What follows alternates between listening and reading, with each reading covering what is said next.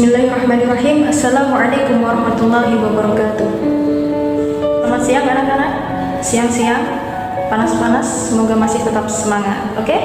Sebelum memulai pembelajaran pendidikan agama Islam di hari ini, marilah kita mengawali pembelajaran dengan bacaan basmalah. Bismillahirrahmanirrahim. Oke. Langsung saja kita simak video selanjutnya. Let's go. Oke, sebelumnya saya ingin bertanya, apakah kalian pernah berkendara? Tentunya pernah, bukan? Ya, jika kalian pernah berkendara, tentu ada tujuan kemana kalian akan pergi. Bukankah begitu?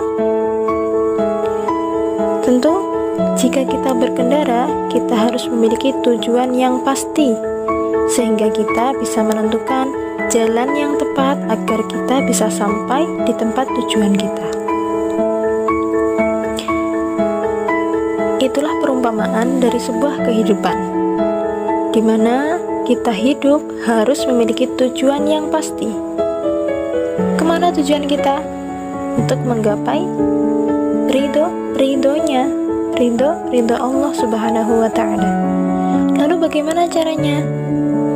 Dengan berpedoman kepada apa? Kepada siapa? Kepada Allah. Bagaimana caranya? Melalui perantara kitab yang diturunkan oleh Allah kepada Nabi Muhammad untuk umat Islam. Sehingga dengan demikian kita harus mengimani bahwasanya benar adanya kitab-kitab Allah. Maka dari itu kita akan membahas tentang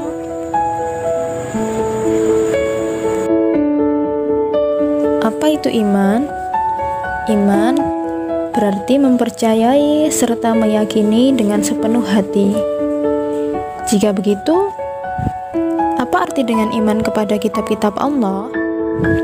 Iman kepada kitab-kitab Allah adalah meyakini atau mempercayai bahwasanya Allah Subhanahu wa Ta'ala telah menurunkan keempat kitab kepada keempat rasulnya. Tahukah kalian, kitab ibarat sebuah pelita dalam kegelapan. Coba kalian bayangkan, bagaimana jika kalian berjalan dalam gelap tanpa adanya pelita atau penerang? Tentu, kalian tidak pernah tahu bahaya apa yang akan kalian hadang, bahaya apa yang ada di depan kalian. Kalian tidak akan pernah tahu mana jalan yang harus ditempuh, kanan atau kiri, lurus atau berbelok, seperti itu. Dengan begitu, kitab sama halnya dengan pelita itu tadi. Kitab dijadikan sebagai penerang, dijadikan sebagai petunjuk bagi manusia untuk melangkah. 4 kitab yang harus kita imani yakni kitab Taurat, Zabur, Injil, dan Al-Quran. Yang pertama, kitab Taurat. Kitab Taurat diturunkan kepada Nabi Musa pada abad 12 sebelum Masehi. Kitab Taurat diturunkan sebagai petunjuk bagi kaum Yahudi. Adapun keterangan tentang kitab Taurat dijelaskan dalam firman Allah surat Al-Mu'minun ayat 49 yang berbunyi, A'udzu billahi minasyaitonir rajim. Walaqad atayna Musal kitaba la'allahum yahtadun. Walaqad atayna Musa, dan telah kami berikan kepada Musa Alkitaba, kitab, la'allahum yahtadun, semoga mereka mendapat petunjuk. Selanjutnya, kitab Zabur. Kitab Zabur diturunkan kepada Nabi Daud pada abad 10 sebelum Masehi. Kitab Zabur diturunkan untuk kaum Yahudi.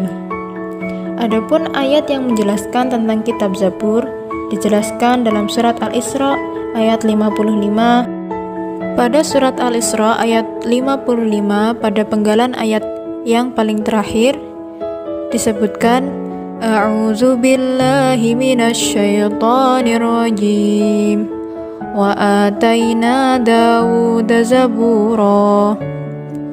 Wa ataina, dan telah kami berikan Dawuda kepada Daud zaburo, kitab Zabur. Dari ayat tersebut maka kita cukup tahu bahwasannya Nabi Daud juga diberi kitab, yakni kitab Zabur. Selanjutnya yang ketiga adalah kitab Injil. Kitab Injil diturunkan pada abad 1 Masehi untuk kaum Nasrani. Adapun tentang kitab Injil disebutkan dalam surat Maryam ayat 30 bahwa Nabi Isa berkata, A'udzu billahi minasyaitonir rajim. Qala inni 'abdullah ataniyal kitaba wa ja'alani nabiyya. Qala, kata qala yang dimaksudkan adalah dia berkata. Siapa? Nabi Isa. Nabi Isa berkata, Inni abdullah, sesungguhnya aku adalah hamba Allah. Ataniyal kitaba, telah diberikan kepadaku al-kitaba, kitab, wa ja'alani, dan menjadikan aku nabiyya, seorang nabi. Yang keempat adalah kitab Al-Quran.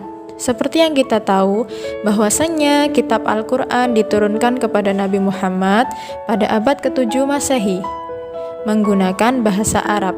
Untuk siapa? Untuk umat Islam.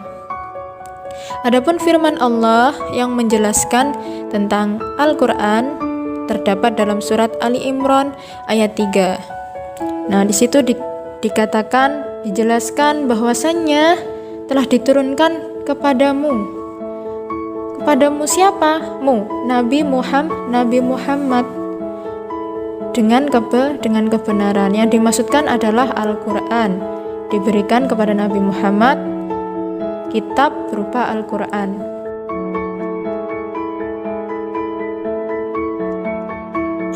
Kisah Nabi Musa alaihissalam mendapatkan wahyu dari Allah. Dengan izin dan pertolongan Allah Subhanahu wa Ta'ala, Nabi Musa alaihissalam dan kaumnya dari bangsa Bani Israel selamat dari kejaran Fir'aun. Mereka dapat menyeberangi Laut Merah. Setelah itu, Nabi Musa alaihissalam membawa para pengikutnya menuju Bukit Sinai. Kaum Bani Israel meluapkan kegembiraan mereka karena dapat selamat dari kejaran Fir'aun dan tentaranya. Saat itu, mereka benar-benar merasa merdeka dan bebas. Karena semula, hidup mereka terkekang karena menjadi budak bagi Fir'aun dan kerajaan Mesir.